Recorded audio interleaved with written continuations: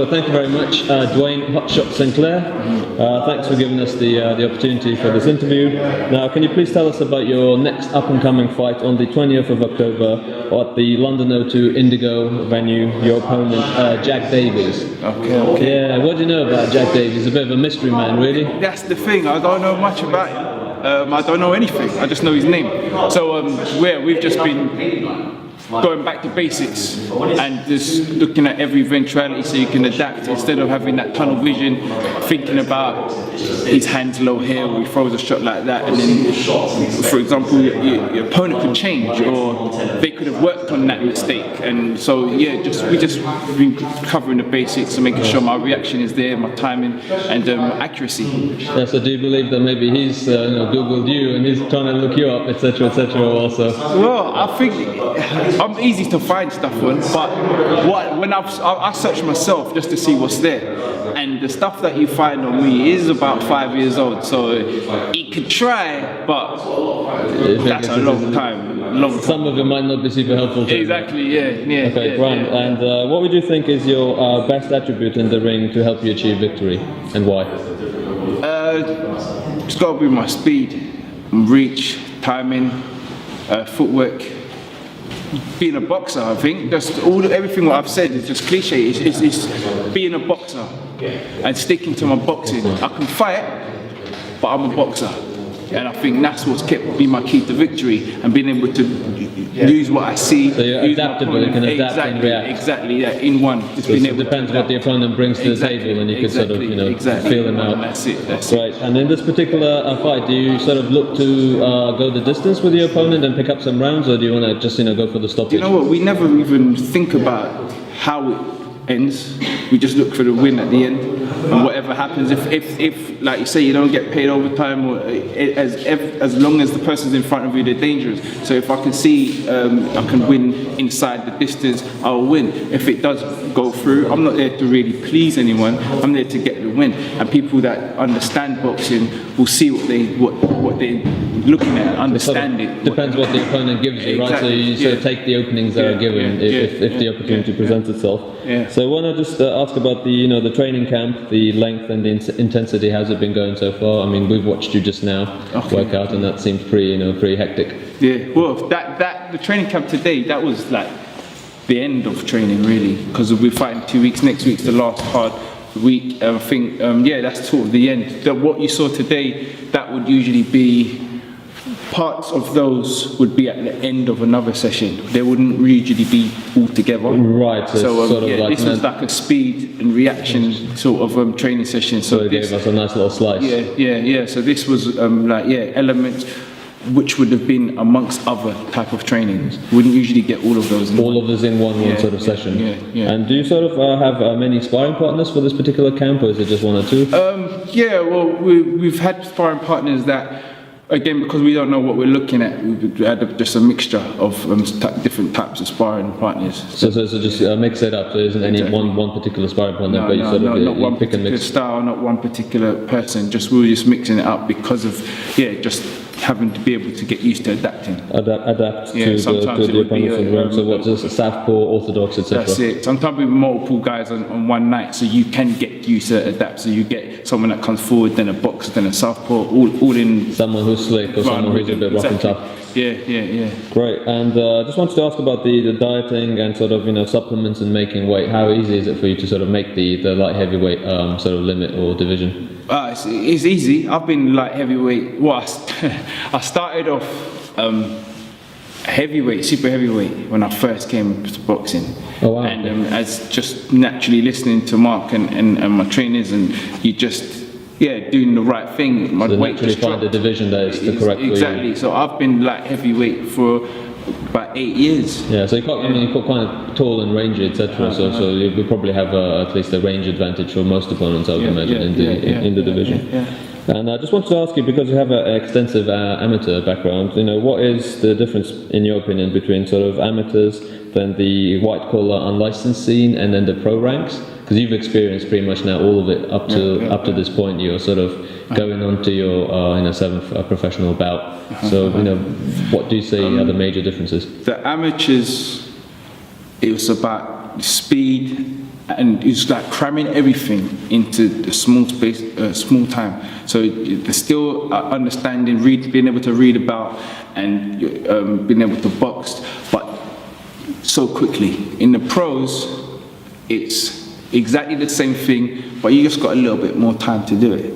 And I think the difference with amateurs, training wise, I don't think there's been much difference. We've added more because of the pros, but the basic stays the same because they have a solid foundation, but you sort of add a bit more tools in the toolkit, so to speak. And in the white collar,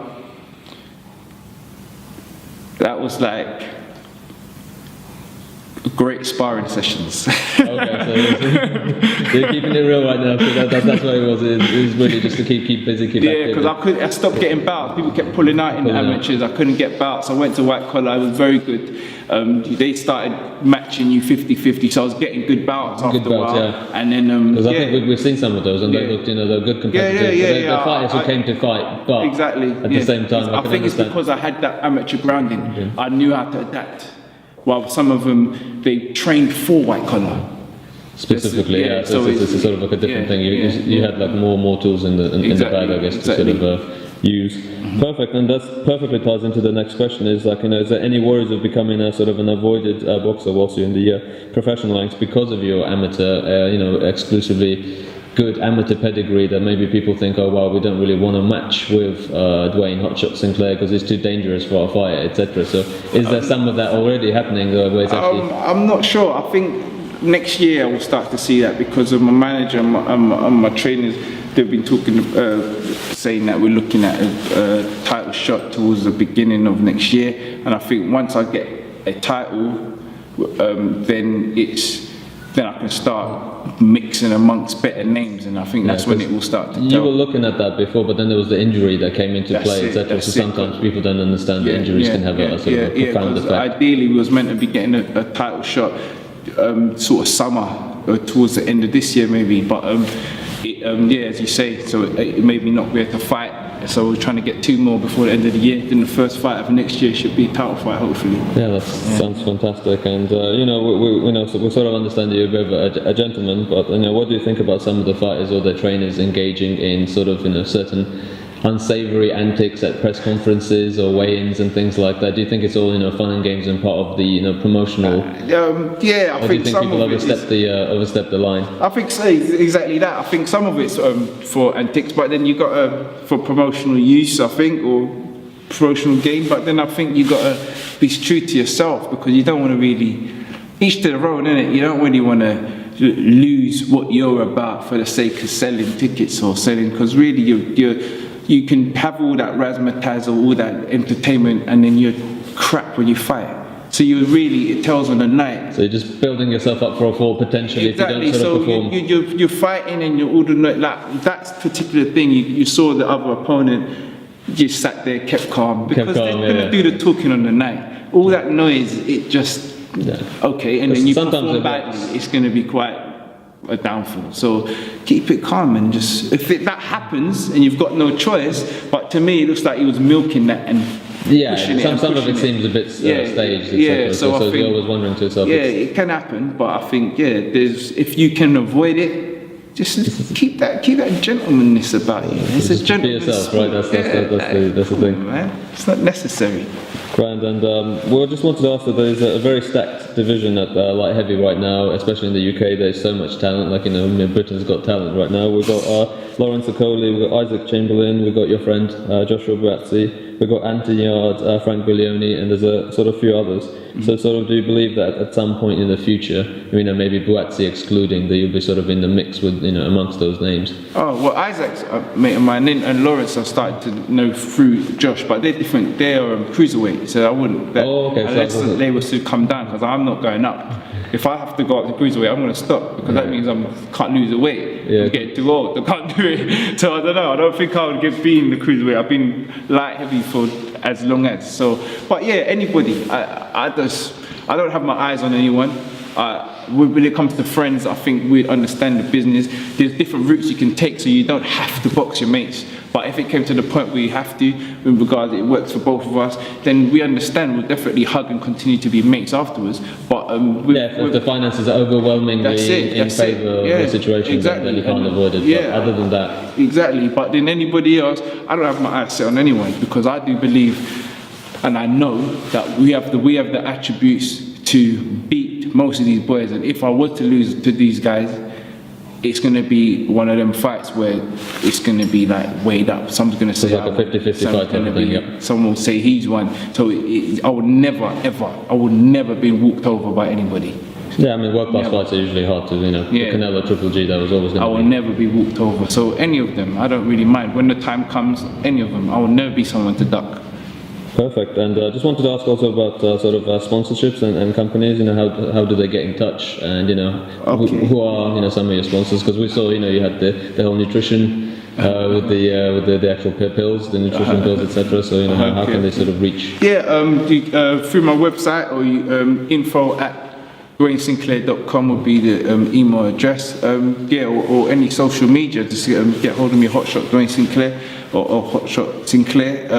At the moment, I've got sponsors: Boss Barber, Inspire Beauty, Tuition Master, Bonsai Biotics. That's helping me with my we saw that on social media.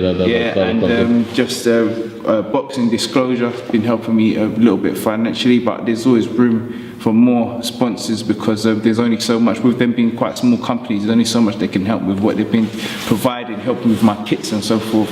But financially, lucky I've got the day job where I have to quit, because I've been that's the thing, myself. Otherwise you'd have to rely on large corporate sponsors, etc. And it's not always easy to get those. They've been helping with my kits and so forth, so that's taken a little bit of pressure off expenses and so forth. Grand. And also just ask about the tickets. Are they still available? Can people get them through DuaneSinclair.com? That's right, exactly. DuaneSinclair.com or any of the Twitter, and you've got Facebook. Okay, so I could just hit you up on social media. No one knows this. It was one that I drew, right? And it was quite poor. But the tattoo artist, he still did it. Because I was 15. And mates been much older, they were getting tattoos and I'm sitting waiting, I want a tattoo. I was quite good at art, I drew a picture, put it on. So then I got a cover up to cover that, which was tribal tattoo, because it was a big tattoo, so I had to do something that was quite solid. Mask over it basically. Yeah. And then it looked a bit lopsided, so I got the other side done. And then I've got a warrior put on there because of what we go through and just the metaphor for the fighting and so forth and life in itself. And then just gonna keep adding to it. I'm gonna put some shade and make it a full sleeve. So it wasn't all like one continuous go. It was like an evolution over the years. An evolution of Hotshot's arms. Right, that makes sense. And what to ask you about like a dream venue, like we as boxing fans have different venues that we know are sort of synonymous with boxing in the world. So what would be like the one or two venues that you definitely would want to sort of box in in the future? I think it goes without saying, you gotta want to do Madison Square Garden. Yeah, a lot of people. Madison Square is hard to beat. Recently, the last few years, then it's the MGN in Vegas. I think Madison Square Garden, that's still the mecca of boxing, anyway. Yeah. Perfect. And sort of a historic dream opponent. Obviously maybe someone that's long retired, etc. No longer active as a boxer. Who would you would love to be matched up? Dream opponent. Yeah. Oh, mate, I want to do a super series with. Hagler, I know it's the wrong weight group. Hagler, Roy Jones, Willie Pep. Who else could I put in there? Sugar Ray Leonard, Lennox Lewis, myself. I would run. No, he's great. I would like to try and outbox him. He's clever. Lennox, so if I was to outbox Lennox Lewis, that's it. I'd pull out. After I beat Lennox, that's the end. I don't want to fight him. Josh has met Lennox, hasn't he? What's that? Yeah. He's a legend of the British ring, so to speak. So exactly. It's a fantastic person to sort of meet or spar with. And just wanted to ask you about any favourite foods in cuisine. We heard you got a sweet tooth, so sort of, what do you really enjoy? Banoffee pie. Banoffee pie? Give me my banoffee pie. Yeah, because we're like that as well, so obviously you have to sort of train hard to try to get those calories back down again. But in terms of actually like savoury foods, what would you go for? Would it be like Italian, Chinese? I think recently it's Italian. We've been killing Bella Italia. Oh, Bella Italia, pasta. Yeah. But there are other eateries that you make. Other good places. Right. The biggest fight of the year that we watched so far was Canelo Triple G. I think everyone tuned in, real boxing fans, I guess. I mean, Mayweather McGregor was also another massive one. But, who did you have winning in that particular fight? Or did you have a winner? Or what do you mean before? Or no, just after, having watching seen it? Yeah, Triple G won. Yeah, because a lot of people are kind of split. Some saying draw, some saying either way. I watched it a few times, and I watched it with no sound, which is what a lot of people that follow boxing do. And I've had it. He's won by 2 rounds. Next time I had it by 3. So Triple G won. But sometimes it's hard to score when the sound is on. We had to turn the sound off and watch the Jacobs Triple G fight as well. I'm gonna put my hands up and say I was backing Canelo to outbox him and win. But then he's too negative in the fight. Yeah. Well, I guess it's difficult to sort of stand in front of someone like Triple G who's so determined to knock your head off, I guess. So, but at least make him miss and do something. He's just making him miss and kept running. Yeah, he was being pushed around a bit too much. Now, we'll just ask our favourite sort of films or books or actors or actresses. Who do you sort of enjoy? If you are a big movie buff, books. It's autobiographies, biographies about fighters or gangsters. That's what I read a lot of, and nutrition books. So any movies. Pardon? Any favourites, like as a book, a favourite book? So my recent one has been Prodigy from Mob Deep's. Okay, yeah, because rest in peace, he just passed away, unfortunately. I had that book when it was released. I think it was about 4 years ago, but it's in depth. Movies. I like gangster movies. Okay, so is it British or American or just any? As long as the British ones have been quite good recently. Like, I like Legend, the Craze one. Oh yeah, I like that. But it's usually the American with anyone with Robert De Niro and classical Al Pacino, classical actors. They always sort of deliver a good theatrical performance. And we'll just ask about the music. Any favourite genre of music or musical artist that you like to listen to? Or? Nah, I like everything. Anything that catches that. If you was to listen to my playlist, you'd be like, what is going on? Is it quite eclectic? Yeah, eclectic mix, definitely. Nice. And because of Mark, it's even got Elvis Presley on there now. Oh, nice, a classic song. Yeah. I've got 30 of his number ones on my playlist. Wow. So when I've got my kids with me, they're looking at me like, huh? The king. Of course, the younger generations may not necessarily always. Yeah, they're like, what's that? Country western. I was like, that's the king. Fantastic. And just the very last bit is if you'd just like to say anything to sort of your fans who want to sort of tune in on Dave TV or sort of attend live at the O2 Indigo. That's it. Let them know. Yeah, I think that's it. Tickets. Follow me on any social media, Duane Sinclair, Duane Sinclair, Hotshot Duane Sinclair, or Duane Hotshot Sinclair, on all major social media, so Twitter, Instagram, Facebook, www.duanesinclair.com to get tickets for my fight, 20th of October at Indigo O2. Just be there. It's always a good atmosphere. Instead of waiting. Oh, it should be a big show, so it's a big sort of huge show. It's on TV, so it should be a really, really good honoured to be on that show. Yeah, so we're looking forward to it. So hopefully, we'll see you then. All the best of luck, Duane. Yeah, thank you very much. Perfect.